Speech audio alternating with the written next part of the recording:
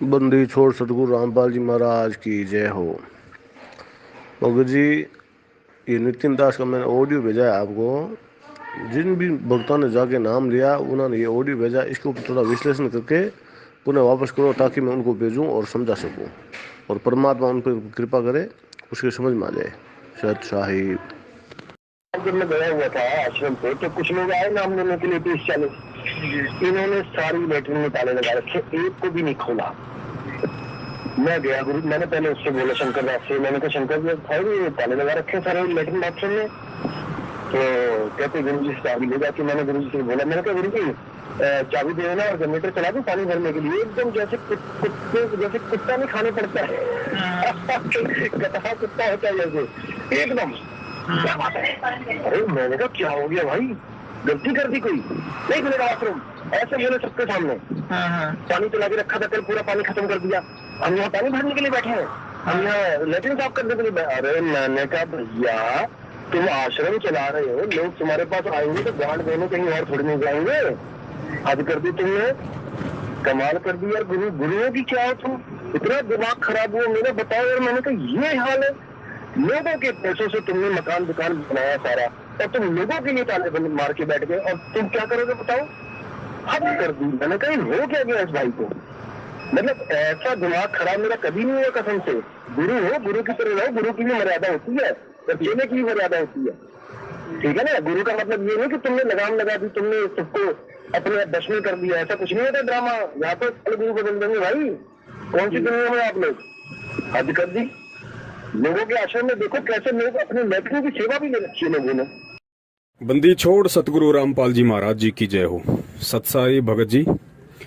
भगत जी किसको समझाएं, कितना समझाएं, कैसे समझाएं, और पिछले 4 साल से 5 साल से समझा ही तो रहे हैं। भगत जी, इंसान को केवल संकेत ही काफी होता है और जो जानवर की श्रेणी में होता है मानव शरीर प्राप्त करके, उसको समझाना बड़ा मुश्किल होता है, बड़ा दुर्लभ होता है भगत जी। क्योंकि परमात्मा कहते हैं कि समझदार व्यक्ति वो नहीं जो ठोकर खा के समझे। समझदार व्यक्ति असल में वो होता है जो दूसरों की ठोकर से शिक्षा लेके अपना अंगूठा फुड़वाने से बच जाए। तो आप जिस काल प्रेरित रंभदूत के वंशज मदन पंथ की बात कर रहे हैं, और सबसे पहले तो मैं आपको ये बता दूं कि भगत जी ये कोई पंथ वगैरह नहीं है, ये कोई पंथ नहीं है। इसका ना कोई सिर है, ना इसका कोई पैर है, ना इनके गुरुओं का कोई सिर है, ना कोई पैर है, ना इनके ज्ञान का कोई सिर है, ना कोई पैर है। ये जब से नितिन नाम का व्यक्ति इस पंथ में एंटर हुआ है, प्रतापगढ़ बीरापुर वाले में मदन पंथ में, तो सबसे पहले तो मैं आपको ये बता दूं कि ये जो नितिन है ये पहले दूसरे पंथों में था और ये महंत बनना चाहता था। क्योंकि ये मान बढ़ाई जो है ये छूटती नहीं है जीव से। परमात्मा कहते हैं ना, साहिब के दरबार में ऐसा कोई एक, और मान बढ़ाई को छोड़ के वो चाहे पुरुष अलेख। ऐसे बहुत ही दुर्लभ प्राणी होते हैं जो किसी भी संत या पंथ से जुड़कर केवल भगत बन के अपने आत्म कल्याण के लिए भक्ति ही उनका मकसद होता है। लेकिन 90% लोग ऐसे होते हैं जो मान बढ़ाई को प्राप्त करना चाहते हैं, खुद गुरु बनने की मनसा पाले रहते हैं और उनकी नजर यही रहती है कि मुझे लंगोटी मिल जाए, मुझे लंगोटा मिल जाए और मैं भी अपना झोला झंडा लेके 10, 20, 50, 100 चेले बना के और अपना धंधा सेट कर लूं। तो ये जो नितिन रायजादा है, इसका भगत जी यही मूल मंत्र है। और अटपट शुरू कर दी इसने, क्योंकि इसको अच्छे से पता था, क्योंकि जितने भी संत और पंथों के संपर्क में रहा है, जैसे पहले राधा स्वामी वगैरह में भी इसको बताया जाता है और भी दूसरे संतों के संपर्क में था, तो इतना तो जीव को ज्ञान हो ही जाता है कि भाई वर्तमान में यदि धर्म की आड़ में दुकान चलानी है तो बिना कबीर साहिब जी के नाम के दुकान नहीं चलाई जा सकती। और इसको ये अटपट करने की और ज्यादा पावर कहां से आ गई? ये आ गई परम पूज्य सतगुरु रामपाल जी महाराज जी के सत्संग सुनने से। क्योंकि यथार्थ ज्ञान है, मूल ज्ञान है, पवित्र ज्ञान है और वर्तमान में सारी पृथ्वी पे एकमात्र कबीर साहिब जी का यथार्थ 13वां कबीर पंथ है। क्योंकि स्वयं कबीर परमात्मा ही सतगुरु रामपाल जी महाराज जी के रूप में धरती पे प्रकट हैं। अब जब वो परमात्मा स्वयं धरती पे प्रकट होगा, अपना पंथ चलाएगा, जैसा कबीर सागर में भी लिखा हुआ कि जब आवे 5500 पांचा, तब ये वचन मेरा होगा साचा। तो भगत जी, काल कोई चुपचाप थोड़ी बैठेगा। काल ने ही तो वचन लिया था कि परमात्मा आप कलयुग में जितने मर्जी जीव ले जाना। तो काल कोई चद्दर ओढ़ के तो सोने वाला नहीं है। काल को भी इस चीज का आभास है कि भाई वो संत पृथ्वी पे आ चुका है, अपना पंथ का प्रचार प्रसार करने लग गया है। तो भगत जी, ये दुनिया के जितने भी संत, पंथ, महंत, धर्मगुरु, शंकराचार्य, जितने भी लोग हैं, ये सब के सब लोग काल प्रेरित हैं। काल प्रेरणा से इनके ये अड्डे चले हुए हैं, इनके आश्रम बने हुए हैं, और खाली कुप्रचार, क्योंकि इनके ज्ञान का, चाहे कोई भी संत महंत हो, चाहे राधा स्वामी हो, चाहे ये मदन वाले हो, चाहे धन धन सतगुरु हो, जय गुरुदेव हो, निरंकार हो, हंसादेश वाले हो, जितने भी सिर्फ एक परम पूज्य सतगुरु रामपाल जी महाराज जी के यथार्थ 13वें कबीर पंथ को छोड़कर दुनिया में जितने भी संत और पंथ महंत हैं, उनका एक का भी ज्ञान कबीर साहिब जी के कबीर सागर से, बीजक से, शब्दावली से, या आदरणीय गरीबदास जी महाराज जी के ग्रंथ साहिब से, या नानक जी के गुरु ग्रंथ साहिब से बिल्कुल भी मैच नहीं करता। 1% भी। सिर्फ उआबाई करना इनका काम है। तो ये जो नितिन रायजादा है, जो ये लंगोटा प्राप्त करने के लिए बैराग जी से जुड़ा था, उसको अपना गुरु धारण किया, और गुरु धारण करने के बाद जब इसका इस पंथ में भी दाव नहीं लगा, जैसा कि पहले वाले पंथों ने भी इसको निकाल दिया, वहां भी इसको लगा कि भाई तेरी यहाँ पे दाल नहीं गलेगी, इन पंथों से तेरे को लंगोटा नहीं मिलने वाला है, तो इसने एक ऐसे बूढ़े और बेसहाय पंथ और व्यक्ति को चुना, जिसको आप लोग मदन पंथ कहते हैं। इसने सोचा भाई गुरु बूढ़ा हो चुका है, पंथ में कोई और ऐसा कोई अटपट करने वाला एक कबीर साहिब जी के नाम पे कोई व्यक्ति है नहीं, तो क्यों ना मैं इस पंथ में एंटर कर दूं, यहां मुझे अवश्य लोटा और लंगोटा मिल जाएगा।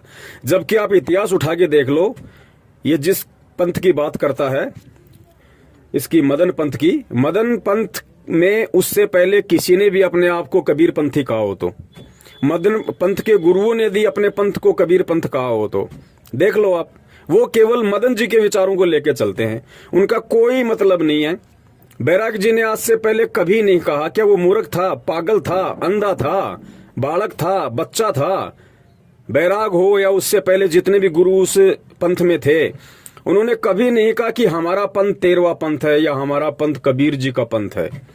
ठीक है, बेचारे परंपरागत जो डफली पीटते आ रहे हैं, जितने भी संत महंत हैं, जो अपना राग अलापते आ रहे हैं, जैसे उनको गुरुवाई मिलती रहती है, एक घर का लोटा लंगोटा समझ के जिस प्रकार से वो अपना आश्रम चलाते आ रहे थे, वो इस तरीके से अपना सिस्टम उनका चलता आ रहा था। इस भाई ने आके अपना सिक्का जमाने के लिए थोड़ा अलग से अटपट शुरू कर दी कि भाई मूल ज्ञान केवल हमारे पास है, मदन पंथ के पास है मूल ज्ञान, और यथार्थ 13वां कबीर पंथ हमारा मदन पंथ है। इसने ये अटपट शुरू कर दी, जबकि हकीकत ये है कि भगत जी इनके पास मूल ज्ञान की तो छोड़िए, इनके पास केवल 2 ज्ञान है। पहला ज्ञान तो है इनके पास में भूल ज्ञान, और दूसरा है सूल ज्ञान। भूल ज्ञान मैं इसलिए कह रहा हूं इनकी अटपट को, क्योंकि ये खुद भूले भटके हुए हैं। इनको अध्यात्म का एडी से चोटी तक कहीं इनको कुछ नहीं पता, इनको ना नीचे का पता ना ऊपर का पता। अटपट तो कोई भी कर लेता है, अनजान व्यक्ति भी अटपटी तो करता है। तो इनका ये भूल ज्ञान है, क्योंकि ये बिल्कुल कबीर साहिब जी की शिक्षा से, कबीर साहिब जी के मार्ग से, कबीर साहिब जी के नियम से, कबीर साहिब जी के मंत्रों से ये लोग भटके हुए हैं, इन्हें कुछ नहीं पता। दूसरा सूल ज्ञान मैं इसलिए कहता हूं क्योंकि इनसे जो जुड़ेगा अज्ञानता में, मूर्खता में, नादानी में, उसको अंत में काल भगवान सूली पे चढ़ाएगा, नंगा करके गुदा के बल भाला चढ़ाएगा और मुंह से निकलेगा, उसको कहते हैं सूली तोड़ना। तो इनको अंत में काल भगवान इस सूल ज्ञान के आधार से, जो ये भूल में जो ये सूल ज्ञान ले रहे हैं, मूल ज्ञान समझ के इनको काल सूली पे चढ़ाएगा। तो मुझे इनकी आने वाले समय में जो इनकी दयनीय दशा मेरी आंखों के सामने घूम रही है, जिस प्रकार काल इनको अपने लपेटे में ले रहा है, मुझे बड़ा दुख होता है, बड़ी पीड़ा होती है कि काल देखो कितना तांडव इस समय पृथ्वी पे मचा रहा है, और मकसद उसका केवल एक ही है कि हर संभव साम दाम दंड भेद कोई भी नीति अपना के इस पृथ्वी पे वर्तमान में 8 सितंबर 1951 के दिन जो कबीर परमात्मा प्रकट हो चुका है संत रामपाल जी महाराज जी के स्वरूप में, और आगे चल के वो जो अपना पंथ चलाएंगे, पंथ का प्रचार प्रसार करेंगे, तो भाई उसको मैं रोकूं, उसमें मैं व्यवधान डालूं, उसमें मैं बाधा उत्पन्न करूं। अब वैसे तो पूज्य गुरुदेव जी ने भगत जी हर एक चीज खोल खोल के बता दी है, क्योंकि आप सब जानते हैं कि हिंदू धर्म हो, चाहे मुस्लिम धर्म हो, चाहे सिख धर्म हो, चाहे जैन धर्म हो, अगर इन धर्मों से भी अगर वास्तविक भक्ति साधना को किसी ने निकाल के दिया है, पूरी दुनिया के सामने सार्वजनिक किया है, तो केवल परम पूज्य सतगुरु रामपाल जी महाराज जी ने किया है। और आज ये नितिन रायजादा जी जो अपनी अटपट करके अपने स्वार्थ के लिए भोले जीवों को गुमराह करके जो मूल ज्ञान का ठेकेदार बन रहा है, इससे पूछो कि जिस समय परम पूज्य सतगुरु रामपाल जी महाराज जी के स्वरूप में कबीर परमात्मा ने धरती पे प्रकट होके जो यथार्थ 13वां कबीर पंथ चला दिया था, यथार्थ मूल ज्ञान देना शुरू कर दिया था, मूल मंत्र देने शुरू कर दिए थे, तब तक तो मेरे हिसाब से भगत जी इसको ढंग से अंडरवियर भी पहननी नहीं आती थी, इसको पेशाब और पोटी करने का भी ढंग से ज्ञान नहीं था। अब बाकी ठेकेदार तो कोई भी बन जाओ, आज मैं पूज्य गुरुदेव जी से जुड़ा हुआ हूं, कल को मैं भी अपने मन में उनके प्रति दोष पैदा करके, अपने मन में कोई स्वार्थ पैदा करके मैं भी भगत जी अपना अलग से पंथ लेके बैठ जाऊंगा, क्योंकि इतना ज्ञान तो मुझे भी दे दिया परमात्मा ने। आज मैं भी एक पंथ चला सकता हूं, मैं भी एक अच्छा गुरु बनके मैं लोगों को गुमराह कर सकता हूं, क्योंकि ज्ञान मेरे पास भी वही है जो ज्ञान मेरे पूज्य गुरुदेव जी ने पूरी दुनिया को दे दिया। तो अटपट करना कोई बड़ी बात नहीं है। हमारे पंथ से एक वो संजय दिल्ली वाला हिमाचल के कांगड़ा में अपना आश्रम खोल के बैठ गया, तो भगत जी एक ये कोई बड़ी बात थोड़ी है। ज्ञान हो जाने के उपरांत यदि जीव के संस्कार कमजोर हैं तो वो पंथ लेके बैठ सकता है, कोई बड़ी बात नहीं है। लेकिन आगे चल के उस जीव के साथ में क्या गुजरेगी, काल कैसे उसको सूली पे लटकाएगा, ये भी एक विचारणीय विषय है, ये भी हमने सोचना पड़ेगा। और मुझे तो तरस आ रहा है, हमारे एक भूतपूर्व गुरु भाई भगत रामेश्वर जी जांगीड़ जोधपुर से, जो कि पेशे से डॉक्टर हैं, नशा मुक्ति केंद्र चलाते हैं, एनजीओ भी वो चलाते हैं, और काफी समय से मैं उनके संपर्क में था। लेकिन मुझे परमात्मा ने पहले ही आभास करवा दिया था, भगत जी एक परमेश्वर ने मुझे कॉमन सेंस दी हुई है। मैं व्यक्ति से 10-15 मिनट की मुलाकात में ही ये निर्णय कर लेता हूं कि ये व्यक्ति लंबी रेस का घोड़ा है कबीर परमात्मा की भक्ति का, या फिर छोटी रेस का घोड़ा है। तो मुझे रामेश्वर जी का आज से काफी वर्ष पहले ही ये आभास हो गया था कि ये लंबी रेस के घोड़े नहीं हैं, क्योंकि आदमी के विचार, उसकी सोच, उसकी विचारधारा, बोलने चालने का तरीका, गुरु जी के बताए अनुसार जो क्रिया, जो नियम है, उनमें वो कितना चल पा रहा है, कितना अपने जीवन में उतारता है, कथनी और कथनी में कितना अंतर है, ये मुझदास को अच्छे से पता था। इसीलिए मेरा उनसे कभी भी मन नहीं मिला, कभी भी मैं उनसे कोई राय मशवरा, ऐसी कोई बातचीत वगैरह नहीं हुआ करती थी। कभी कभार फोन आ गया तो बातचीत वगैरह हो जाया करती थी। तो मैं तो दुखी इस बात को लेके हूं, जब से मुझे ये पता चला है कि रामेश्वर जी ने अपने पिताजी की बरसी पे उस रंभदूत के वंशज काल प्रेरित नितिन रायजादा को बुलवा के वहां पे कोई सत्संग के नाम पे कुसंग करवाया है। और जितने भी लोग उसके संपर्क में होंगे, क्योंकि रामेश्वर जी ने परमपिता परमेश्वर जी की शरण में रह के जितने समय तक खुद भक्ति की और जितनी आत्माओं को उनसे जोड़ा, वो तो पुण्य उनके अकाउंट में है। लेकिन अब वो क्या कर रहे हैं, जितनी तेजी से उन्होंने अपने पुण्य खुद भक्ति करके और अन्य आत्माओं को परमपिता परमेश्वर सतगुरु रामपाल जी महाराज जी से जोड़ के कमाया था, जो अर्जित किया था, अब काल क्या करवा रहा। देखो, यही शिक्षा हमें गुरुदेव देते हैं कि बच्चों, जिस दिन तुम्हारा अपने गुरुजी के प्रति या इस भक्ति के प्रति अगर मन में जरा सा भी विक्षेप पैदा हो गया, मन में जरा सा भी दोष पैदा हो गया, या तुम्हारे मन में यदि ऐसा कोई कुविचार या ऐसे कोई भाव प्रकट हो गए कि मैं महंत बनूं, मैं गुरु बनूं, या ये गुरु गलत है, ज्ञान गलत है, उसी दिन काल आपको सूली पे लटका देगा और आपके उल्टे विचार, उल्टी विचारधारा, उल्टी सोच, सब कुछ ऐसी कर देगा जैसा आप पहले कभी जगत में रह के सोचा करते थे। तो जितनी तेजी से इन्होंने 5-4 साल सतगुरुदेव जी के शरण में रह के उनके चरण कमलों में बैठ के जो भक्ति अर्जित की, जो सेवा की, उससे भी ज्यादा और तेज गति से अब काल भगवान इस रंभदूत के वंशज नितिन रायजादा के माध्यम से उस आत्मा को खाली करने लग गया। उसके सर पे पापों का बोझ डालना शुरू कर दिया। वो गठड़ी उसकी कांख में डाल दी और धीरे धीरे पाप कर्म रूपी वजन उसके अंदर भरना शुरू कर दिया। तो हमें दुख भी होता है कि एक ऐसी आत्मा जो काफी समय से परमात्मा के संपर्क में थी और अच्छे उनके विचार थे, अब यही चीजें हमें गुरुजी समझाते हैं कि बेटा अपने गुरु के अलावा यहाँ पे किसी को भी देख के नहीं चलना है। दूसरा व्यक्ति जब तक आपके गुरु के विचारों से प्रेरित है, आपके गुरुजी की मर्यादाओं में रह के, आपके गुरुजी के द्वारा दिए गए ज्ञान को आधार बना के आपसे साध संगति करता है, आपसे बातचीत करता है और आपको लगता है कि 100% बिल्कुल इस भाई के वही विचार हैं जो विचार मेरे पूज्य गुरुदेव ने इसको दिए हैं, तब तक वो हमारा गुरु भाई है, तब तक हम उससे साध संगति कर सकते हैं।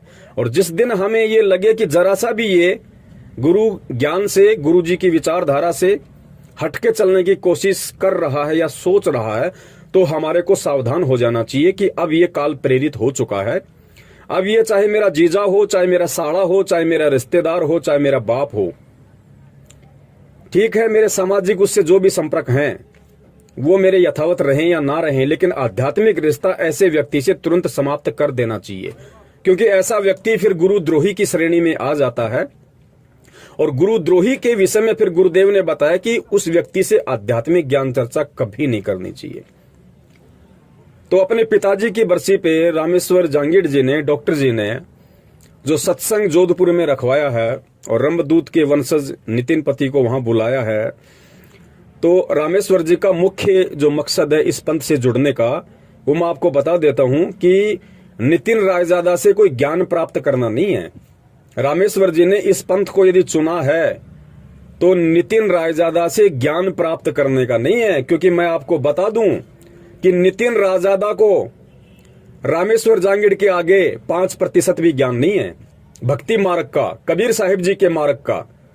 रामेश्वर जांगीड़ को कबीर जी के मार्ग का, कबीर जी की भक्ति का इतना ज्ञान है जितना इस नितिन रायजादा को 5% भी नहीं है, क्योंकि ये नितिन रायजादा पैदा नहीं हुआ था, उससे पहले तो ये रामेश्वर जांगीड़ जी ढोलक पेटी लेके कबीर साहिब जी की वाणियों का प्रचार किया करते थे।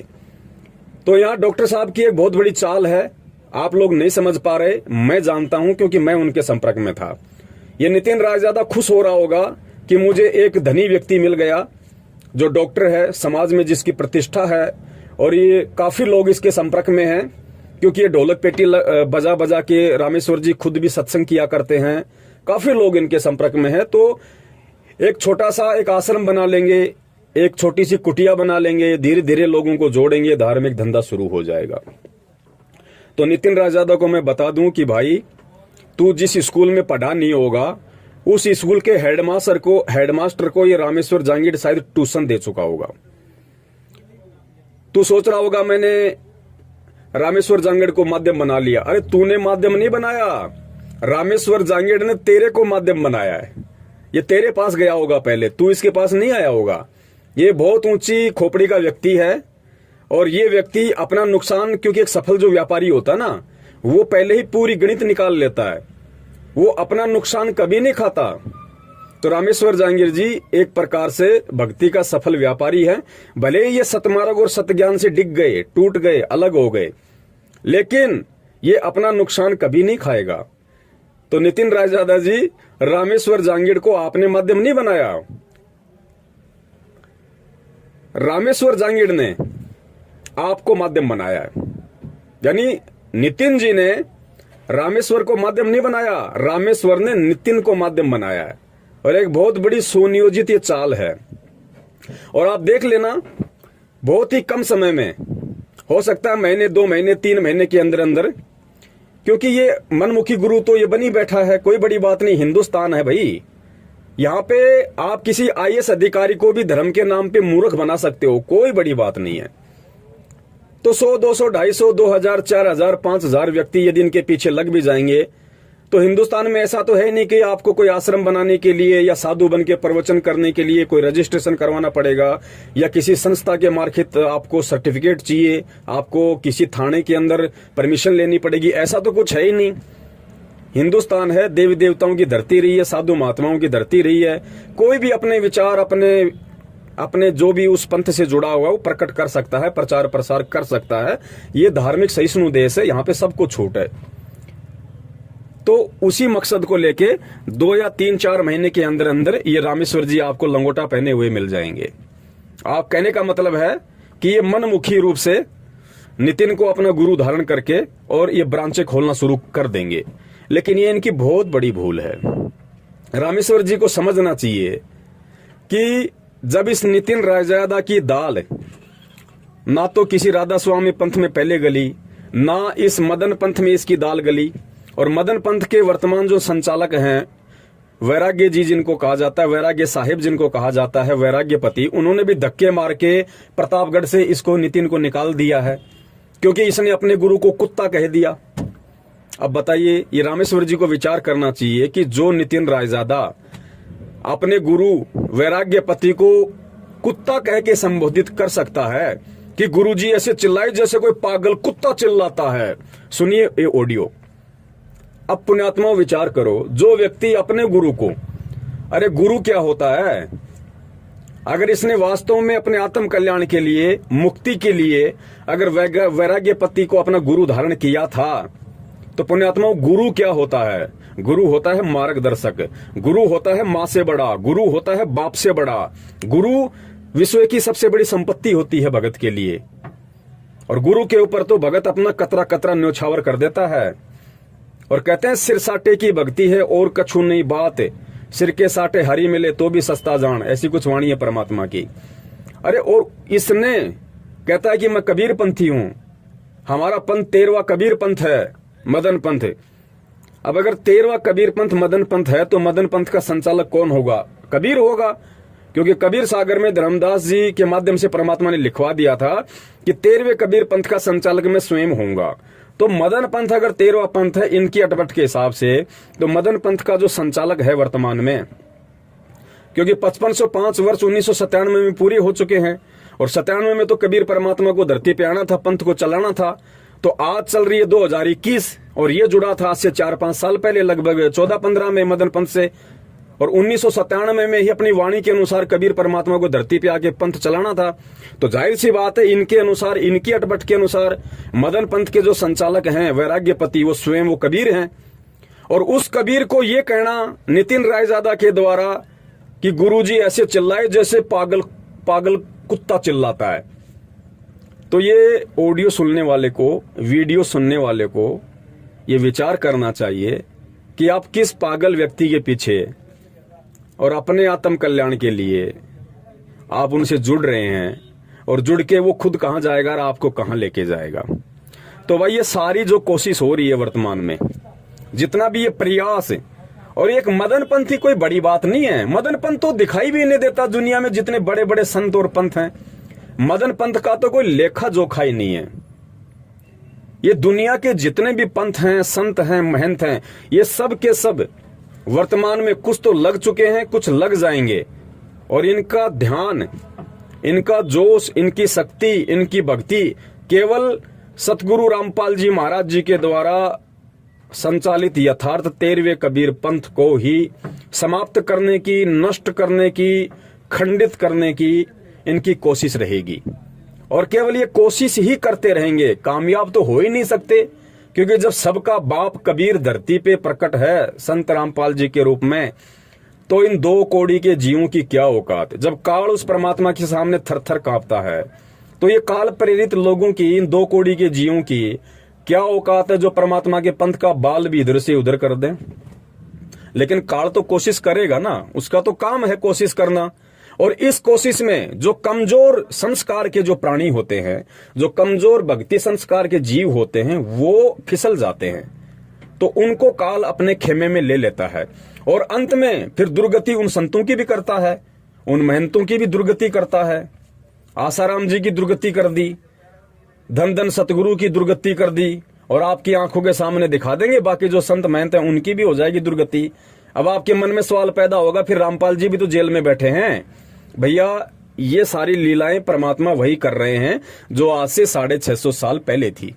इन चीजों को केवल परमेश्वर के ज्ञान को आधार बना के समझा जा सकता है, कबीर सागर को आधार बना के समझा जा सकता है, गुरु ग्रंथ साहिब को आधार बना के समझा जा सकता है, सदग्रंथ साहिब को आधार बना के समझा जा सकता है। अगर अपने चरम दृष्टि से आप संत रामपाल जी को भी जेल में देखोगे और यदि कंपेयर करोगे धन धन सतगुरु श्री राम रहीम जी के साथ या आसाराम जी के साथ में, आप कभी भी अध्यात्म को नहीं समझ पाओगे। तो जितने भी जोधपुर के या आसपास के जो भगत भाई बहन हैं जो डॉक्टर रामेश्वर जी के संपर्क में हैं, और जो लोग भूलवश अज्ञानतावश अपने कमजोर भक्ति संस्कारों वश यदि उनको लगता है कि हमें इस पंथ में जुड़ना चाहिए, हमारा यहाँ से मोक्ष हो जाएगा, तो भाई मैं उन्हें बता देता हूं कि तुम्हारा बाप अभी धरती पे जिंदा है। अपने पतिव्रता धर्म को खंडित मत करो। वही बात है,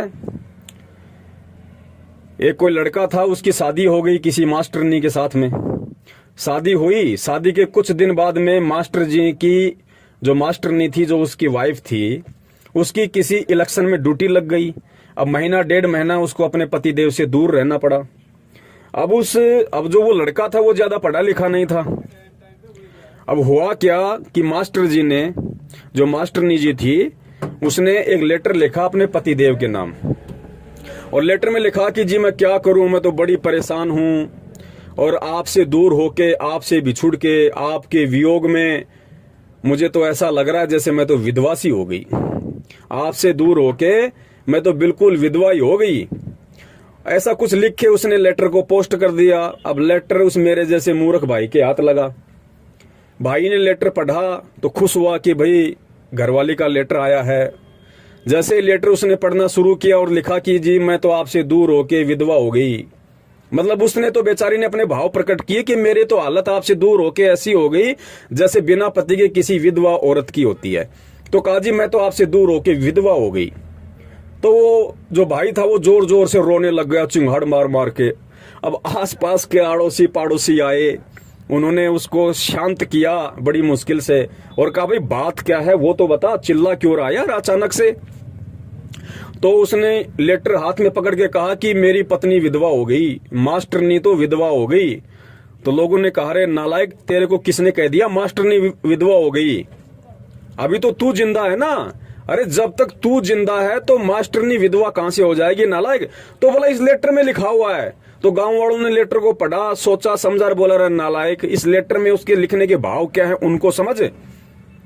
तो भाई ये हालत जितने भी जोधपुर के आसपास के हमारे जो भगत भाई बहन हैं, जो पहले संत रामपाल जी महाराज जी से जुड़े हुए थे या वर्तमान में जुड़े हुए हैं, और जो व्यक्ति ये जो मूल ज्ञान का ठेकेदार जो बना हुआ है, मदन पंथ से धक्के खा के बाहर निकला हुआ, अपने गुरु को कुत्ता कह के उस पंथ से निष्कासित किया हुआ व्यक्ति नितिन रायजादा, और इसकी जो ये चिट्ठी लोग जो ये पढ़ रहे हैं जिसमें अटपट लिखी हुई है, भाई इस चिट्ठी को पढ़ के थोड़ा सा विवेक लगाओ। खाली किसी की मीठी मीठी वाणियों को या किसी की अटपट को सीधा स्वीकार मत करो। परमेश्वर ने आपको इंसान बनाया है, मालिक ने आपको बुद्धि दी है, आपको सद्बुद्धि दी है। अरे वो जो बातें बोल रहा है गीता जी के अध्यायों को लेके या अन्य किसी भी तरह की अटपट जो कर रहा है, उसकी छोटी सी ऑडियो मुझे किसी भगत भाई ने भेजी है 15 मिनट की, जोधपुर के, उसने जो भी मतलब वो कुसंग किया है। अब मैं उसका विस्तार से खुलासा करूंगा, तो आप लोग विचार करना। आपको परमात्मा ने मानव शरीर दिया, भाई विचार करो, शब्दों पे ध्यान दो, वाणियों पे ध्यान दो। हालांकि इसकी इस अटपट का खुलासा करके मैं अपना समय ही बर्बाद करने वाला हूं, मैं अपनी समाज से ही बर्बाद करने वाला हूं, क्योंकि पिछले 3 साल पहले मैंने इस व्यक्ति के पूरी अटपट के ऊपर, इसके पूरे जो भी ये लोगों को झांसा देता है मूल ज्ञान के नाम पे, कबीर जी के ज्ञान के नाम पे, मैं कम से कम 20 से 25 वीडियो 2-2 घंटे के बना चुका हूं। अच्छे से इनका पर्दाफाश हो चुका है, कुछ भी लेना देना नहीं है इनके पास में, और ये केवल अपना आध्यात्मिक सिट्टा सेकने की कोशिश में है कि क्या करें। घर से निकल चुके हैं, काम धंधा कोई है नहीं, मेहनत इनसे की नहीं जाती, हराम के खाने की आदत पड़ गई, अब करें क्या, धंधा और कोई रहा नहीं, तो कबीर जी की पूंछ पकड़ लो, जितने फंस जाएं उतने अपने। बस ये इनकी कोशिश है, काल इनके साथ है, काल का पंजा इनके सिर पे है। तो मेरे कहने का मतलब ये है कि भाई विचार करना, मानव बुद्धि प्राप्त है तुम्हें, आध्यात्मिक मार्ग होता है पतिव्रता मार्ग। अगर गुरु बनाओ तो सोच समझ के बनाओ। गुरु 50 नहीं बनाए जाते। वो दत्तात्रेय जी जैसा समय नहीं है अब। अरे उस समय तो परमात्मा की हम पहचान नहीं कर सकते थे। उस समय हमारे पास में कोई सदग्रंथों का ज्ञान नहीं था, कोई सदग्रंथों को समझाने वाला नहीं था, धरती पे कोई तत्वदर्शी संत नहीं था। संत था तो हमारे इतने भक्ति संस्कार मजबूत नहीं थे जो हम उनकी पहचान कर सकें। आज तो सब कुछ है भाई।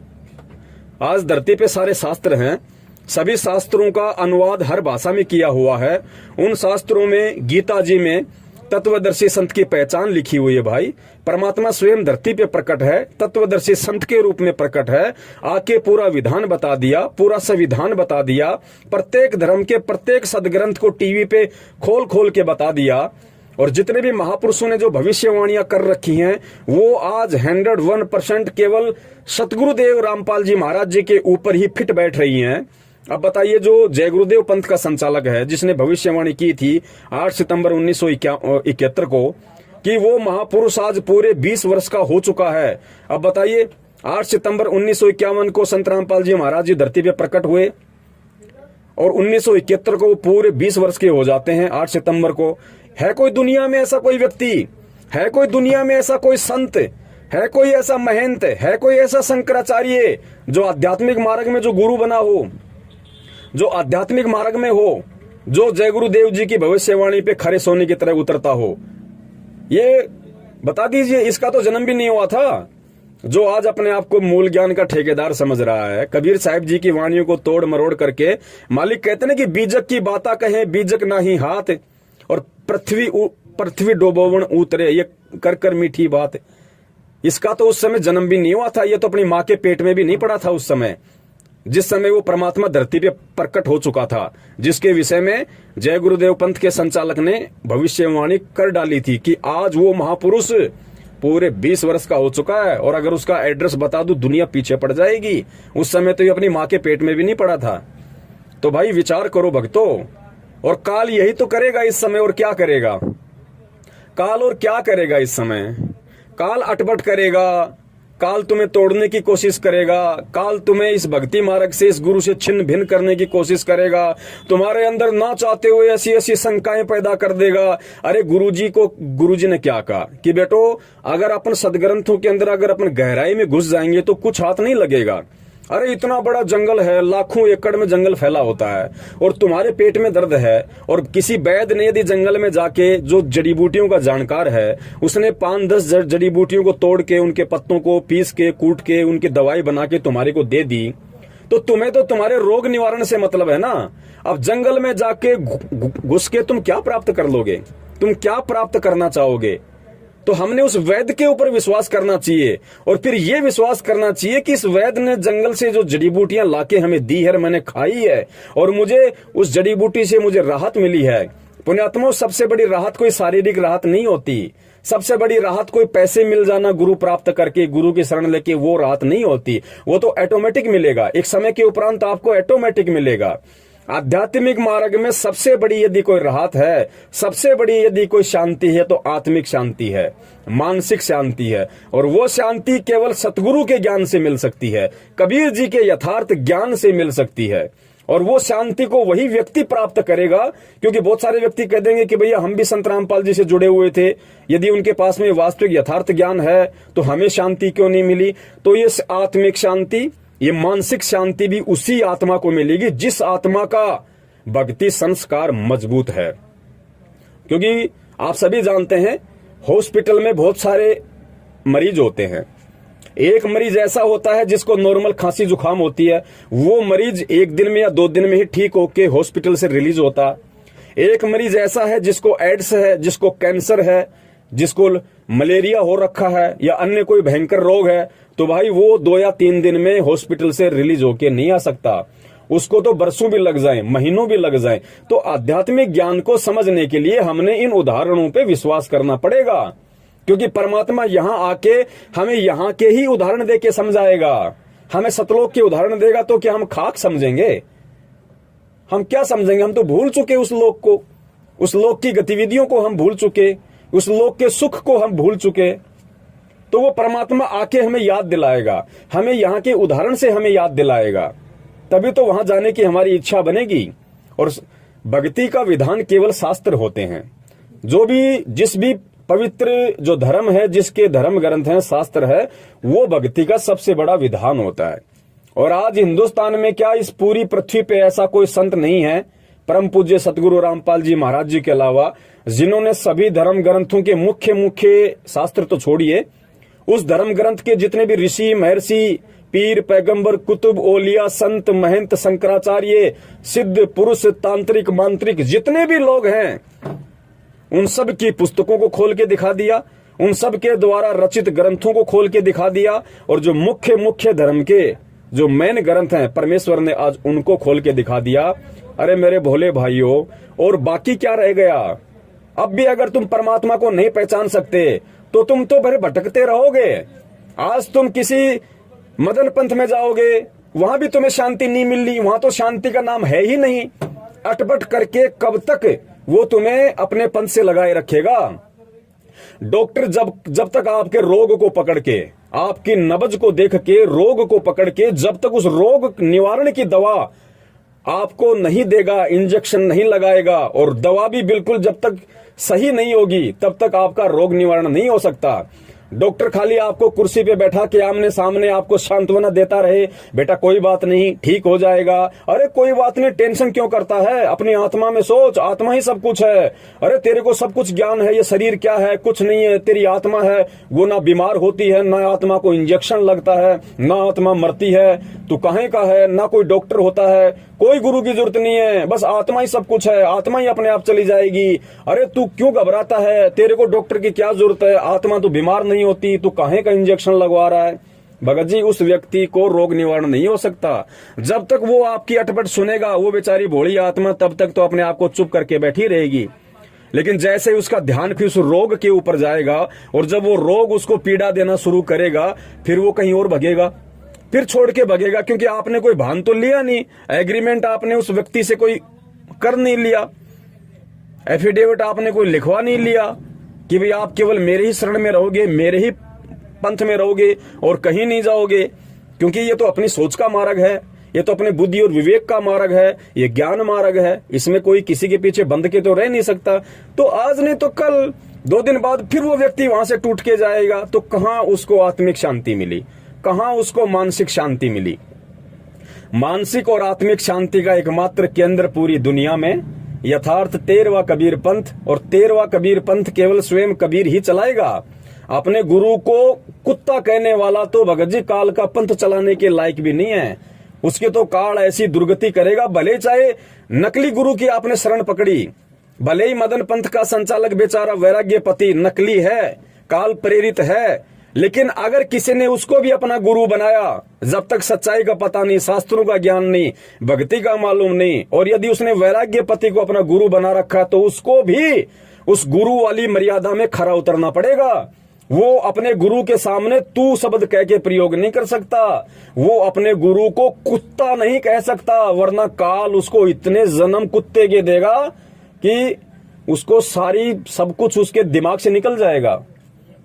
तो पुण्यात्माओं, विचार करो, परमात्मा ने हमें मानव शरीर दिया है, बुद्धि दी है, ऊपर से सभी धर्म ग्रंथ हमारे सामने हैं, धर्म ग्रंथों को बताने वाले हमारे सामने हैं। किसकी थ्योरी और प्रैक्टिकल एक है, किसकी करनी और कथनी एक है, कौन सच्चा गुरु कहलाने के लायक है, सच्चा गुरु होता कौन है। गीता जी अध्याय नंबर 15 श्लोक नंबर 1 से 4 में तत्वदर्शी संत की पहचान क्या है। जिस समय इसको ढंग से अंडरवियर पहननी नहीं आती थी, इस मूल ज्ञान के ठेकेदार काल प्रेरित रंभदूत के वंशज मदन पंथी को, जो अपने गुरु को कुत्ता कह के मदन पंथ से निष्कासित हो चुका है, आज जगह जगह जाके अपने गुरु की पंथ की बुराई कर रहा है।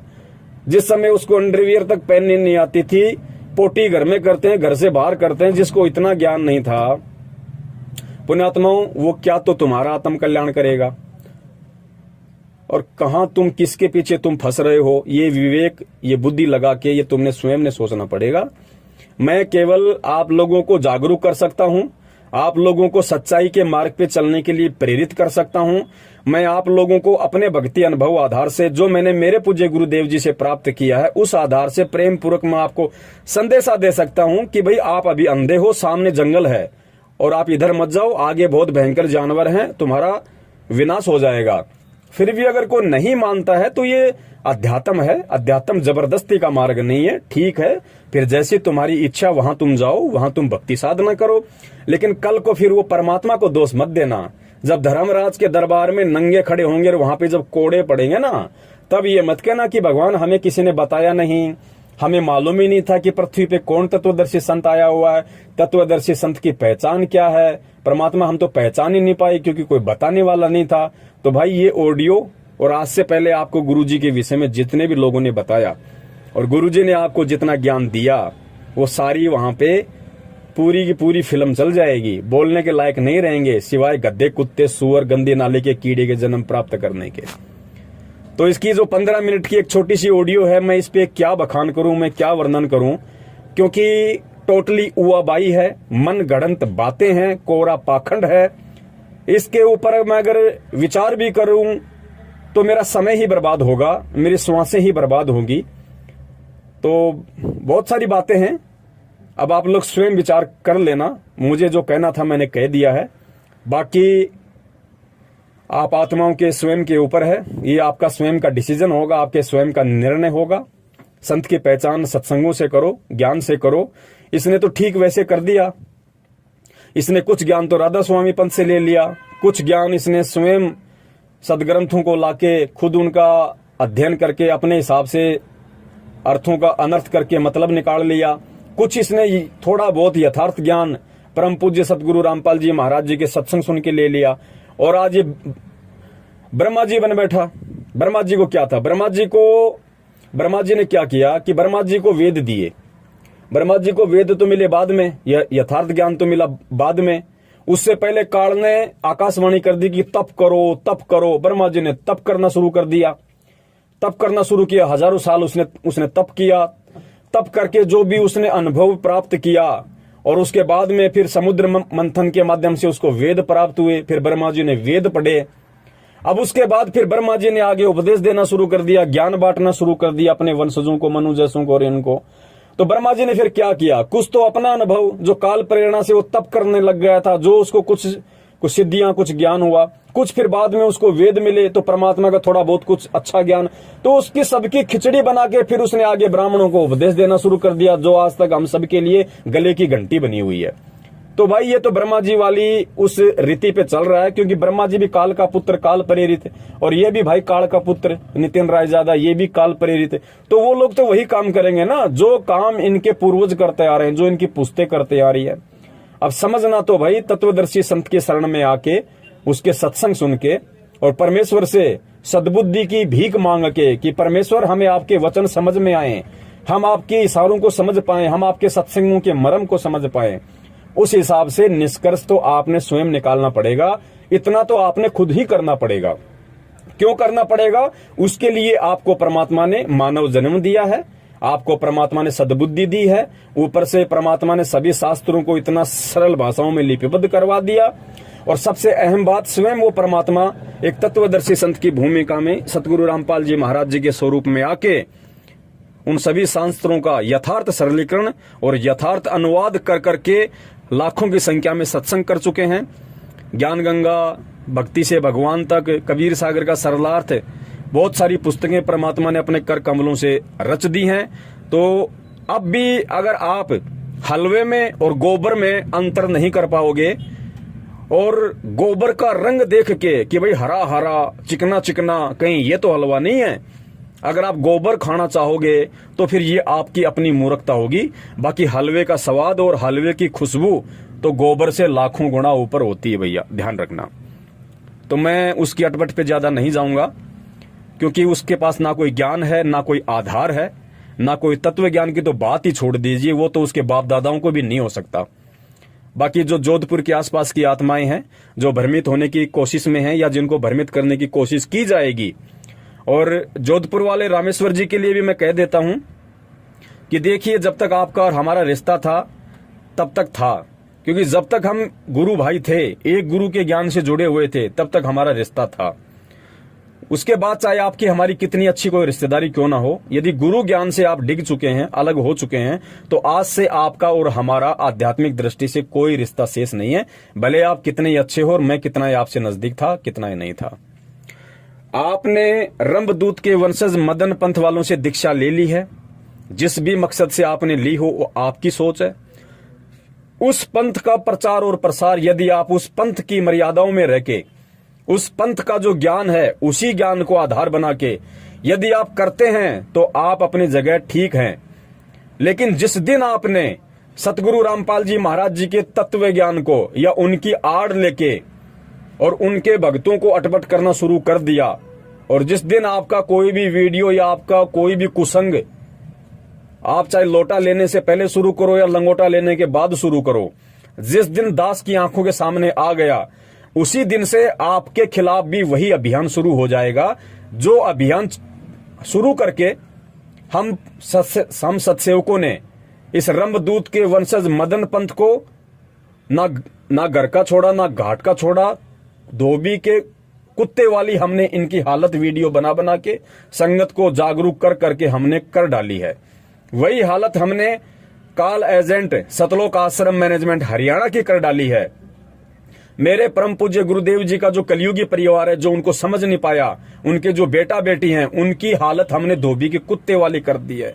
सतगुरु के आशीर्वाद से उनको ज्ञान को आधार बना के वही हालत धोबी के कुत्ते वाली भाई फिर आप लोगों की शुरू हो जाएगी।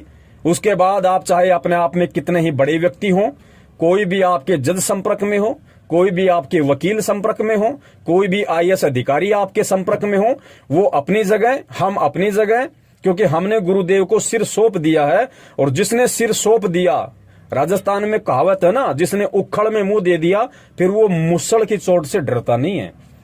तो भाई फिर आप लोगों का उसी स्तर पे विरोध शुरू होगा, उसी स्तर पे आप लोगों के पाखंड को खोला जाएगा।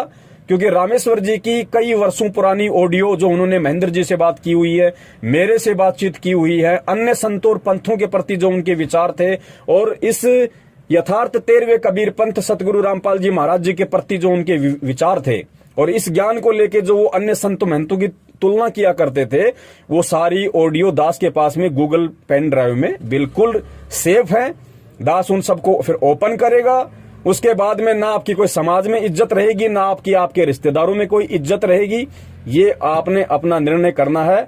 आप अगर अपनी डपली, अपना राग, अपने पंथ का जो भी कूड़ा ज्ञान आपके पास में है, यदि आप उसका प्रचार करो तो शौक से करो, हमें कोई मतलब नहीं है। लेकिन हमारे गुरुदेव की आड़ में और हमारे गुरुदेव के द्वारा दिए गए सतज्ञान की आड़ में यदि आपने किसी भी प्रकार की अटपट शुरू की, तो भाई फिर इधर से तुम लोगों की अटपट के खिलाफ जोर शोर से अभियान शुरू हो जाएगा। फिर मत कहना कि ना हम इधर के रहे, ना हम उधर के रहे, हमें तो सत्सेवकों ने धोबी का कुत्ता बना के खड़ा कर दिया। ये तुम्हारी फिर अपनी सोच होगी, तुम्हारे अपने विचार हैं, इन पे पहले ही मंथन कर लेना। और आप वही रामेश्वर जांगिड़ जी हैं जब 2018 के एंड में सतलोक आश्रम मैनेजमेंट हरियाणा का वर्ल्ड कोऑर्डिनेटर, गालीबाज और एक नंबर का गुंडा, एक नंबर का छिचोरा, देश राज मान दिल्ली वाला जो डीडीए फ्लैट सादरा में रहता है, और एक वो परवेश दिल्ली वाला जो उसके साथ में था, और भी थे, बहुत सारे लोग थे। रमेश चंद्र चहल था कुरुक्षेत्र का, बसंत सैनी था कुरुक्षेत्र का, और भी 4-5 लोग थे जिन्होंने आपको माध्यम बनाया मेरी पिटाई करने के लिए। और आपने मुझे सच्चाई नहीं बताई, आपने मुझे यथार्थता नहीं बताई, क्योंकि आप उन लोगों की मनसा से वाकिफ थे कि ये पूरी की पूरी सतलोक आश्रम मैनेजमेंट हरियाणा की सारनाम मंडली पवन दास को जान से मारने के लिए जयपुर आई है। लेकिन आपको पता था कि पवन मेरे पे विश्वास करता है, और आपने उस विश्वास का नाजायज फायदा उठाया। आपने मोहरा बनाया, मुझसे आपने मिलने को कहा, मैंने आप पे विश्वास किया। आप उस पूरी गुंडा टीम को लेके मेरे घर पे आए, और आपकी आंखों के सामने किस प्रकार उन लोगों ने मुझे जान से मारने की कोशिश की, जानवर की तरह मेरी पिटाई की, वो वीडियो भी है। और भगत जी फिर हर चीज का खुलासा होगा। बाकी आप ये तो बिल्कुल भी अपने दिलो दिमाग से निकाल देना कि आपका चिमटा गड़ जाएगा, नहीं गड़ेगा भाई, किसी का नहीं गड़ेगा। अरे आप तो बहुत छोटी चीज है, आप तो नाखून के बराबर भी नहीं है। जो बड़े बड़े संत और पंथ चल रहे हैं उनके भी नीचे से जड़ से उखड़ेंगे सारे के सारे पेड़, सारे के सारे पंथ संत। जगह नहीं मिलेगी हिंदुस्तान में मुंह छुपाने की, या तो विदेश में जाके अपना मुंह काला करेंगे, या इस यथार्थ 13वें कबीर पंथ के संचालक सतगुरु रामपाल जी महाराज जी की शरण में उनको आना पड़ेगा।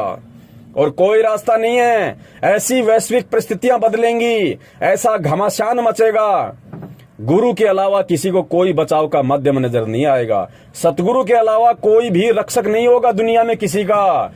मजबूरन लोगों को बरवाला की दीवारों पे आके सिर पटकना पड़ेगा। तो आप ये सोचो कि हम कोई संत बन जाएंगे, पंथ बन जाएंगे, अपना धंधा शुरू कर लेंगे, इसको तो अपने दिलो दिमाग से निकाल देना।